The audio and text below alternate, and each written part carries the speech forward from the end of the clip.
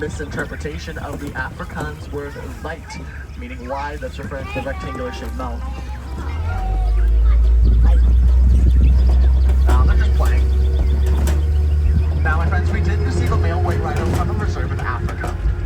We made a deal with them that if they gave us that rhino, we're in turn send them back some of the different genetics. Since then, we've sent back 2 white rhinos that were right here in Animal Kingdom that now live free on that reserve in Africa. So just by coming to the park 18 to 20 hours a day, conserving their energy because they're only about 20% successful at hunting. The females do a majority of the hunting while it's the male's job to stay back and protect the pride. Lion's roar can be heard from up to 5 miles away, one of the only big cats to hunt cooperatively or in a group. And a group of them is called a pride, usually made up of 20 to 30 individuals as well as their young.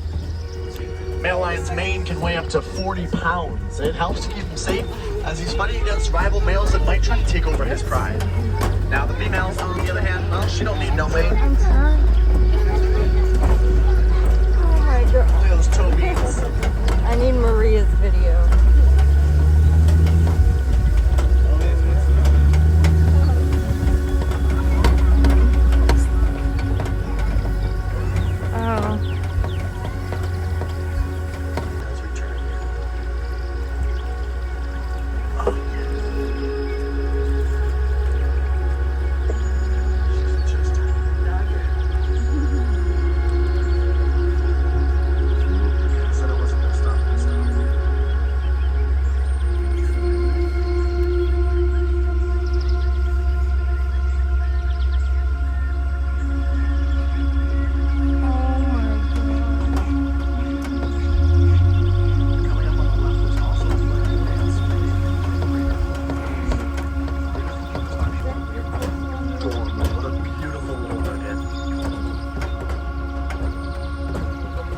Goosebumps. It's so cute. It just never gets old.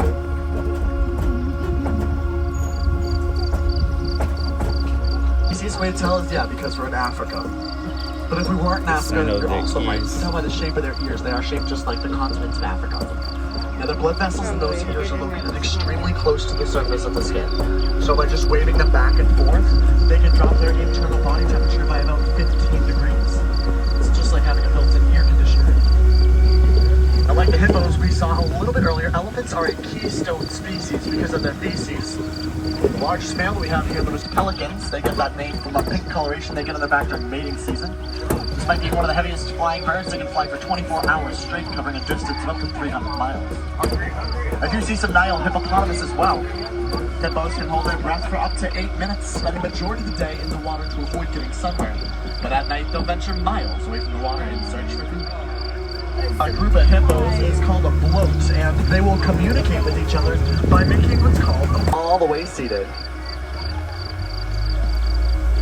Hippos do go to the bathroom in the water full of nutrients, acts the building block for the animals as well as the plants over here on the side of the river. As we make our way just around the river bend, I do see some Nile crocodiles. Once again, fully seated. They'll grow to be 16 to 20 feet long and have a 2,000 zebra. They are the only zebra with a dewlap. It's a little flap of skin that hangs below the neck. Each zebra's stripe pattern is unique to that individual, just like your fingerprints.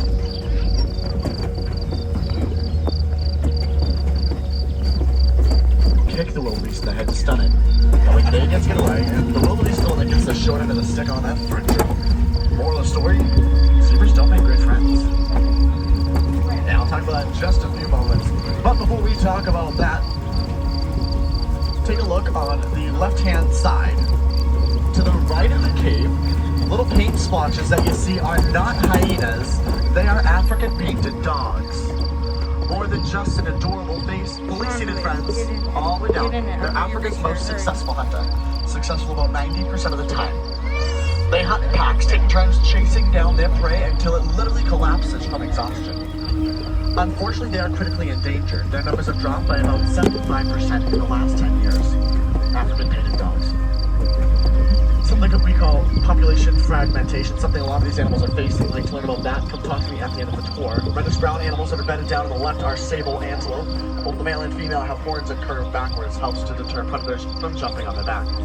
The large tan animal coming towards us on the left is an eland, one of the largest antelope, measuring at about 6 feet tall at the shoulder. They can jump 9 feet straight up into the air from a standstill. Now, male eland will use his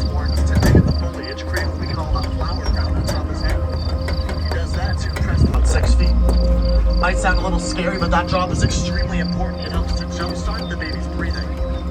Baby giraffe will stand around 6 feet tall when they're first born, although they have to stand at least 5 feet 5 inches, or else they won't be able to reach their mother's udders. That would be utterly disappointing. They're expected to be standing within the first 15 minutes after being born and walking and running within the first few hours. Just like the okapi we saw a little bit earlier, they have a long prehensile tongue. Thanks to that face, don't judge them. Skirts me over the ears. Now, giraffes do have the same amount of vertebrae in their neck as humans. So, you can say the word neck and neck. If you get that one, give it a couple of years, you will. Take a look just off the left-hand side. I do see a black rhino all the way in the back along that rock ledge. This is an increasingly rare. That striped pattern is linked to the zebra, actually the closest living relative of the giraffe. We know that because of their bone structure as well as their long prehensile tongue that they use to grab leaves off of trees.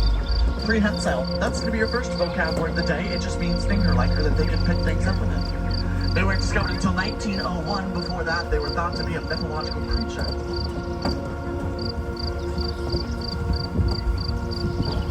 Now, directly in front of us,